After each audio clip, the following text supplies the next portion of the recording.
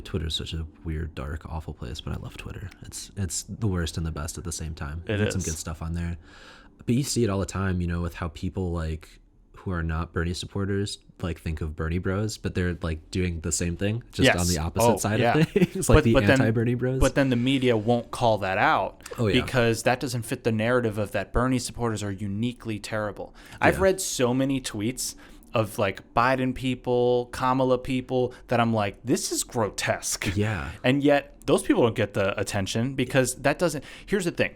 And I saw an awesome, I want to say it was Ben Dixon that might have been tweeting about it.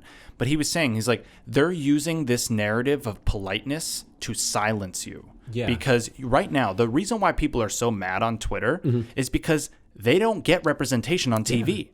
So they're like, well, I'm going to just tweet at you idiot reporters and call you out for your hackery. Yeah. And then they get all mad and like, oh my God, you're attacking me. And so then they go on TV and use their platform of millions of people to pretend like the harassment they're personally receiving from having an opinion or whatever that maybe is kind of a bad opinion or a bad take to have objectively.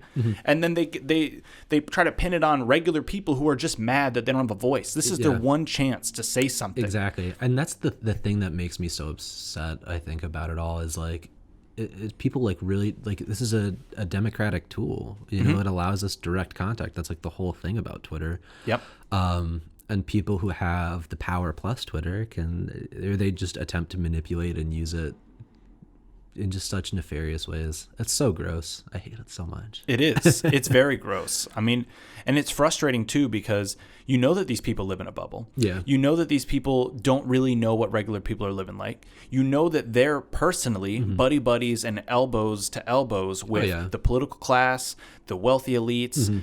They're trying to get access so that they can get interviews and they want access to the campaign. They want access. And so they don't want to upset anybody. So they don't do any real journalism. They don't press them on real questions because they know if they book that interview and then they're actually tough on the politician, then they're never going to get them back. Yeah. Dude, it's honestly a problem like in more than just politics too. You see it a lot in architecture. They do a lot of like junkets. So, they'll pay for whoever's a writer to go out and write about stuff. And a lot of times they don't disclose that in the articles when they're like talking about a building or talking about a festival and different architects and stuff. And there's just like journalistically, like the integrity of it, like you need to kind of disclose those things. Yeah. Because like if you don't and you're putting that stuff out there, like you're just a mouthpiece for the person who you're reporting on. Oh, they're just stenographers. Yeah, you're not really being a journalist. Like you really have to ask like the hard questions and be honest. Like if something's just objectively good, it can be good, and you can write about that. But at the same time, don't act and pretend that like this private equity firm that flew you out to go review this giant building that they just built that they don't have a different interest at heart. It's not about sharing, the building. There's more to it. Everything. And I mean, I think that goes then perfectly in line with your worldview and why you would make your blog, because your blog is specifically designed to be like, no, I'm going to just be real about it. Yeah. This is my real opinion. And, it'll be a platform that if you want to take advantage, you can, but just know I'm going to be honest. So if I don't like it, I am going to say I don't like it. Exactly. And like, I don't want it to come off as like being like a hater. No, right? yeah, because that's not what it's going to be. And I see people throw that term around so much. And like, there's a difference between being a hater and just not liking something. Yes. And that concept seems so lost on everyone nowadays. Like, it's okay. Like, you don't have to like everything all the time. Yes. And that, like, the fact that, like, we don't recognize that is just so insane to me.